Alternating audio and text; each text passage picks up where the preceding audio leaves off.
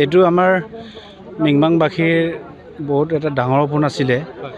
তাৰমানে আমাৰ মিচিং ৰাইজৰ কাৰণে, মিচিং ৰেগামৰ কাৰণে সংগ্ৰাম কৰি নিজকে শ্বহীদ কৰিছিলে, শ্বহীদ দিবলগীয়া হৈছিলে। তাইৰ আমি শ্ৰদ্ধা জনাই আৰু তাইৰ নামত আমি এখন কমিটি গঠন কৰিলোঁ, শ্বহীদ অঞ্জনা কাপ কমিটি। আৰু সেই কমিটিৰ জৰিয়তে আজি আমি চলন্ত ট্ৰফিৰ লগতে প্ৰাইজ মানি প্ৰথম আমি 1.5 লাখৰ আমি খেলাব আৰম্ভ কৰিছোঁ। ভৱিষ্যতেতো আমি আৰু প্ৰাইজ মানি বঢ়াবৰ কাৰণে আমি চেষ্টা কৰিম। আৰু তাৰ লগতে আমি কাবাডী, ফুটবল সংযোগ কৰা হৈছে।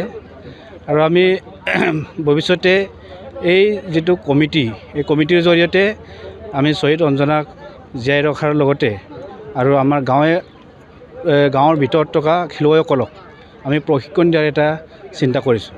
গতিকে আমাৰ কথা হ'ল কি, আমাৰ বীৰ শ্বহীদ অঞ্জনা পেগুক জীয়াই ৰখা। আৰু আমাৰ শ্বহীদ অঞ্জনা পেগুৰ নামত আমাৰ কমিটিয়ে আমাৰ গাঁৱৰ যুৱক যুৱতীসকলক খেলৰ প্ৰতি আকৃষ্ট কৰি তেওঁলোকক স্বাস্থ্যৱান কৰি তোলা আমাৰ উদ্দেশ্য। হয়, আমি 2025ত আমি শ্বহীদ অঞ্জনা পেগু সোঁৱৰণিত আমি শ্বহীদ অঞ্জনা কাপ 2025 আমি প্ৰথমবাৰৰ কাৰণে মিংমাং আঞ্চলিক টাকাম মিচিং পৰিণ কাবাং আৰু ইয়াতে আমাৰ মিংমাং আঞ্চলিকৰ সমষ্টিৰ বা সমিতিৰ এটা উদযাপন সমিতিৰ জৰিয়তে আমি সেই শ্বহীদ অঞ্জনা পেগু কাপ আজি আৰম্ভ কৰা হৈছে।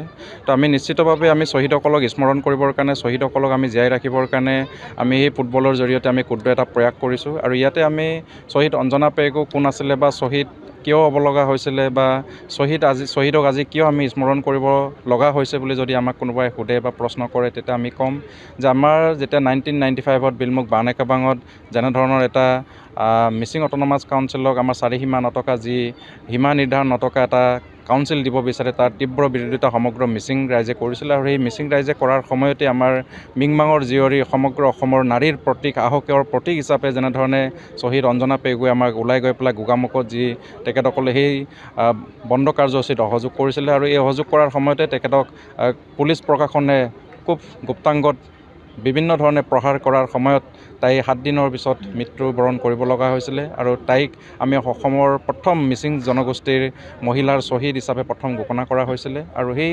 শ্বহীদক আমি মিংমাঙৰে জীয়ৰী হিচাপে আমি তেখেতৰ যি স্মৃতি, তেখেতৰ যিটো আমাৰ কৰ্ম, যিটো আমাৰ মিচিং ৰেগামটোৰ কাৰণে কৰি গ'ল, মিচিং ৰাইজৰ কাৰণে যি অৱদান তেখেতসকলে দি গ'ল বা শ্বহীদ বগা, মাধৱ, নৰেশ তেখেতসকলে যিখিনি দি গ'ল, তো আমি সকলো শ্বহীদক আমি আজি স্মৰণ কৰিছোঁ। আৰু এই স্মৰণৰ জৰিয়তে আমি সকলো ৰাইজক আমি বাৰ্তা দিব বিচাৰিছোঁ যে আমি শ্বহীদসকলক আমি স্মৃতিটো জীয়াই ৰাখিব লাগিব, শ্বহীদসকলক প্ৰত্যেক ঘৰৰ ভিতৰত আমি লৈ যাব লাগিব, শ্বহীদসকলক আমি জীয়াই ৰাখিব লাগিব, শ্বহীদক আমি শ্বহীদ হিচাপে আমি মৰ্যাদা প্ৰদান কৰিব লাগিব, আমি শ্বহীদক পূজা কৰিব লাগিব। তেতিয়াহে আমাৰ সেই জাতিটোৰ আৰু আমাৰ তেনেধৰণৰ বীৰ বীৰাংগনা নিশ্চিতভাৱে সৃষ্টি হ'ব বুলি মই আশা কৰিছোঁ। আৰু মই ইয়াতে আপোনালোকৰ এই মাধ্যমৰ জৰিয়তে মই ক'ব বিচাৰিম যে শ্বহীদ অঞ্জনা পেগু 2025 কাপ যি আজি আৰম্ভ হৈছে, তো পৰৱৰ্তী পৰ্যায়ত আমি আশা কৰিম যে সেই আজিৰ যিটো আৰম্ভণিৰ পৰাই যে আমি অসমৰ আগশাৰীৰ নিশ্চিত দলবিলাকক আমি আমন্ত্ৰণ কৰিবৰ কাৰণে আমি প্ৰয়াস কৰিম, চেষ্টা কৰিম।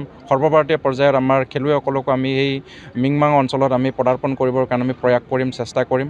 গতিকে আজিৰ যি আৰম্ভ হৈছে, নিশ্চিতভাৱে ভৱিষ্যত সেই আজি আৰম্ভণিৰ পৰাই ভৱিষ্যত এটা সুন্দৰ ক্ৰীড়াৰ যিকোনো খবৰৰ বাবে যোগাযোগ কৰক 7099017330 লগতে 7099017110 নম্বৰত।